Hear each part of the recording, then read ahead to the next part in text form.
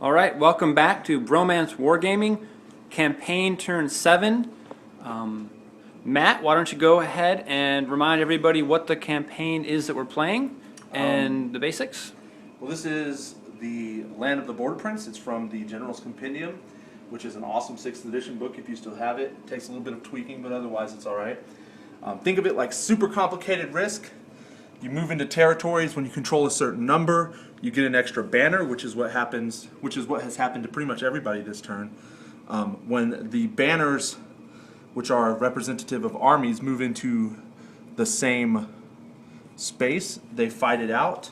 The only combat that we have this turn is Drathar the Defiler and Lord Kolkakon.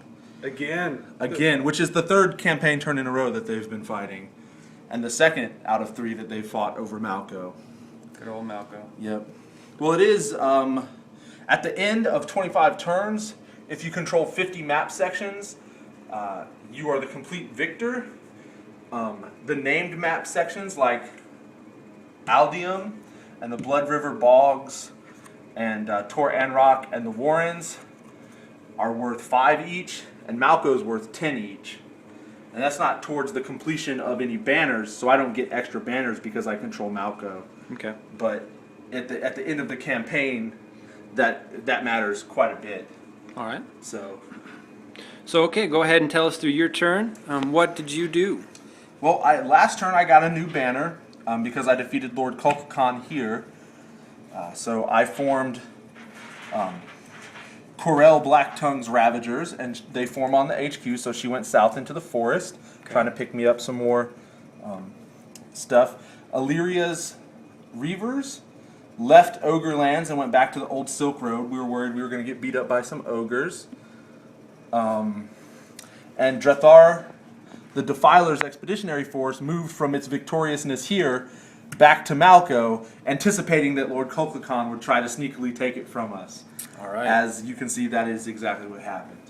Yep, All right. I am going to take it. Speaking of you, Dallas, show Yeah. us, other than that move, what all happened?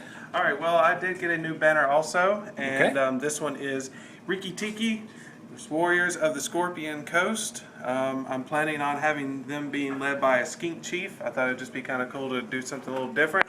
And they started at the HQ and moved this direction to start trying to pick up some of these empty areas over here that are going to be nice and easy to get. The Mage Priest unit moved from here, well, actually moved from this area up here to start heading towards the old Silk Road to take some of these areas that have been vacated by the orcs that have been heading in this direction. And as Matt said, my Lord Kolkakon's not giving up so easily. 2 defeats does not deter him, and he is going into Malco and is going to take it this time. And I'm actually looking forward to it because we came up with a little bit of tweaks to our siege rules. One of them is not skipping a turn, and I think it's going to be a lot of fun.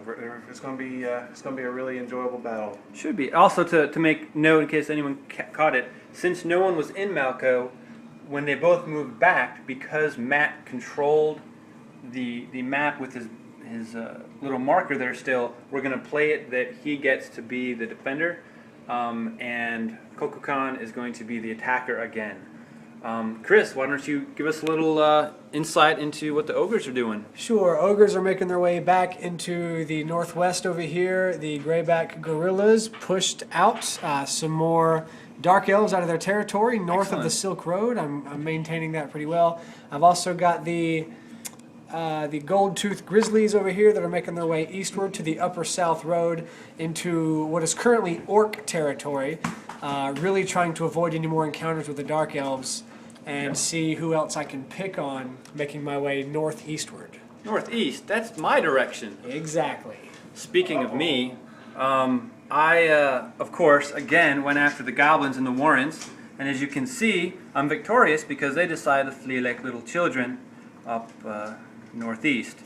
My other banner, Fran, decided to go down, but he again could not make his way through the mountains because high elves are squishy and they need lots of rest. They are not like Legolas. So hopefully I can continue west and head off the ogres at the pass. Maybe, hopefully, the river there will stop them for a turn or two. I also got a third banner, and it did not come any too late because, as you can see, the goblins are starting to encroach on my headquarters, and I really don't want to lose my HQ. That should wrap up turn 7. We are next going to record some bios, give everybody a little idea of who we are, maybe where we came from, and likes, dislikes, things like that. So, talk to you later.